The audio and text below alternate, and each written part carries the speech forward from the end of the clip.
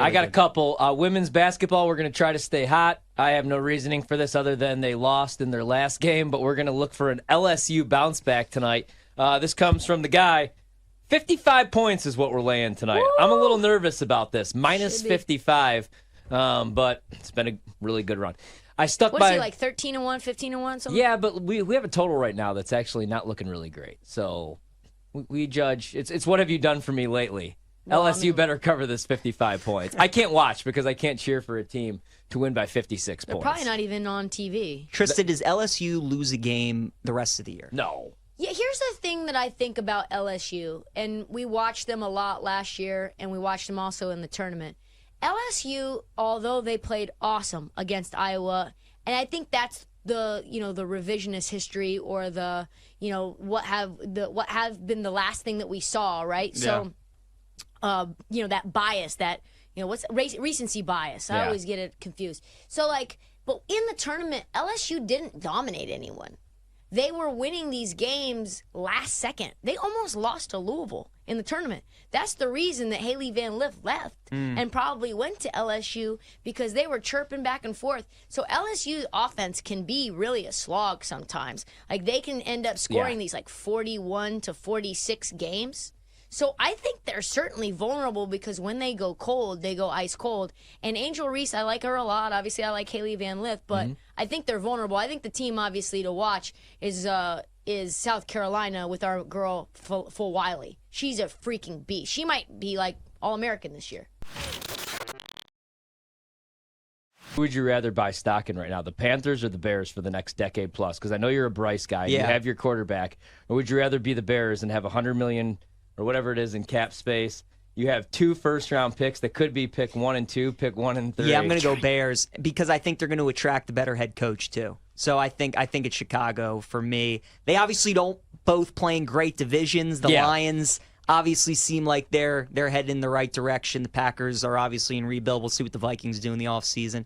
I would probably go with the Bears, though. That would be my lean.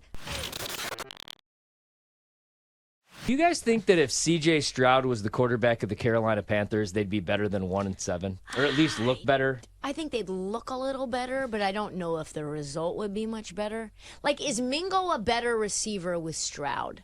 Is Mingo Tank Dell? I don't think so. I don't think so either. And I just think Frank Reich is one of the worst coaches in the league. Yeah. I really do. I'm glad somebody else has said that, because, he's given up play calling already. The Panthers made such a mistake getting rid of Wilkes. And then if you do get rid of him, that's what you go with, was Frank Reich. I mean, do we not all remember when the Colts had a chance to make the playoffs? All they had to do was beat Jacksonville as 2-touchdown favorites, and they played their worst game of the year? Yeah, right. Yeah. I mean, you just, you can't have that. That's what makes this game so tough. I mean, the Panthers are literally the worst power-rated team in the league. They don't do anything very well. They're actually a really tough watch, and yet I've bet on them, I think, 6 times already this Let me season. ask you guys. And they've covered once. If the Panthers this week would have played a home game against Tommy DeVito and the New York Giants, what do we make that line? They're home? Yep. They're probably 3.5-point favorites. I was going to go -4. Yeah, I agree. DeVito might be the worst quarterback. I hate to say this because he is a quarterback. He's the worst. He's not an NFL starting quarterback. I don't know that he should be starting in the USFL. The Giants are a bad watch. Ace to have a real good duel. But Jalen Milroe was an absolute superstar last week, and if he does half of what he did against LSU, not only am I taking the over in that game, but I'm taking Bama to cover most of it by themselves. This team feels like a Nick Saban at his finest Alabama team all of a sudden. There's just something about the way this team's playing right now. I am all over the Tide this weekend, 100%. You can get a pretty good feel of who's going to win the Vezina. And I mean, Lou Lamoriello, who's the GM of the Islanders, a really respected GM, and Sorokin's not due a bonus, neither is Shesterkin. Those are kind of the 2 best goaltenders in the league right now. And so you can't go too off the board.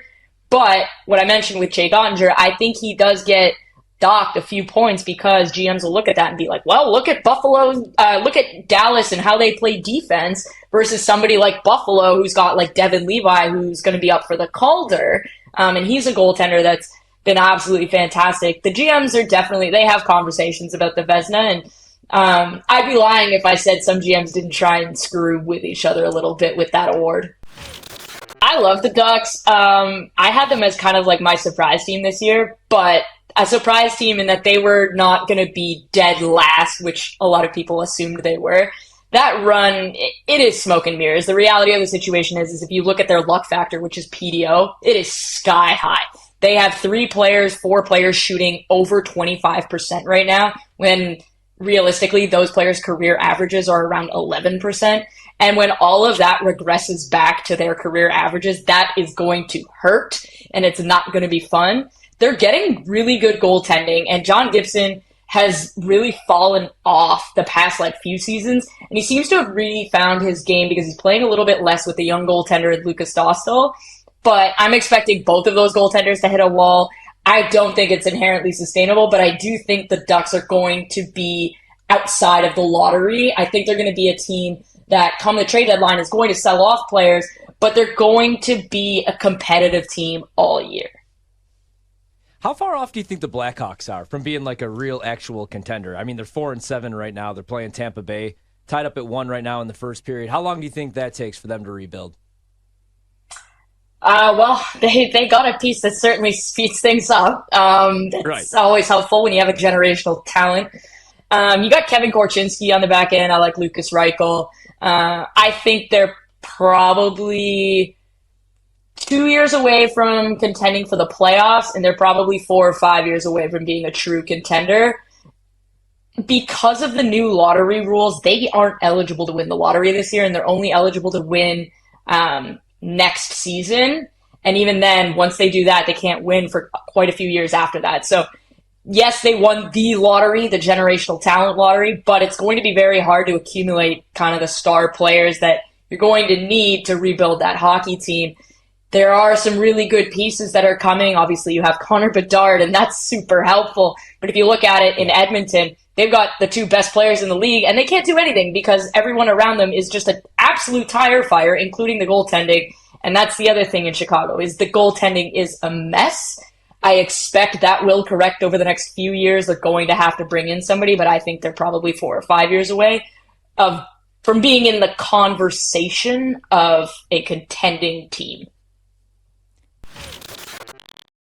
Yeah, I really like the Rangers this year. Honestly, I got to tell you, I've been really impressed with them. One of my good friends covers them, so I'm consistently kind of plugged in with the Rangers and how they're doing. My one concern with the Rangers is that they run Shesterkin into the ground just because that's a thing Peter Laviolette likes to do. I think with Jonathan Quick, you've got a serviceable backup. You need to make sure that Igor gets his rest so that come the playoffs, he's able to maintain the level he's at, because right now he is in the conversation for best goaltender in the league, and that's always something you need to look to. I look at the Rangers, and I like how they're playing. I like their defensive game. I like that they've got Lafreniere and Kakko going a little bit more involved in the play, and I think that's going to be really key because you can't just rely on guys like Kreider, Zibanejad, and Panarin. You need to have other guys, and right now they are getting those contributions from guys like Trocheck and Lafreniere. And the one thing that has been missing from the Rangers in years past is the togetherness. It kind of felt like there were always these cliques and people were kind of going in different directions, but you've seen quite a few examples early in the season where this team really feels like it's together and it's playing for each other. And so when you combine all those factors together, if Igor Shesterkin can continue his excellent play and not get run into the ground, I really like the Rangers, especially now you've got Jack Hughes is hurt. The goaltending, really, they only have Ilya Sorokin to worry about because the Devils' goaltending is not all that great. The Flyers are the Flyers. Columbus is Columbus. Pittsburgh's goaltending is a genuine mess, and the Capitals are a mess. And so I look at this and I go, the Rangers kind of seem like the most well put together team. And that's going to be good not only for the league, but just for people in New York, right? You look at it, and without Henrik Lundqvist, like that team wouldn't have gone anywhere. And so now hopefully they're a little bit more balanced, and they've got an excellent goaltender that can maybe take them on a run.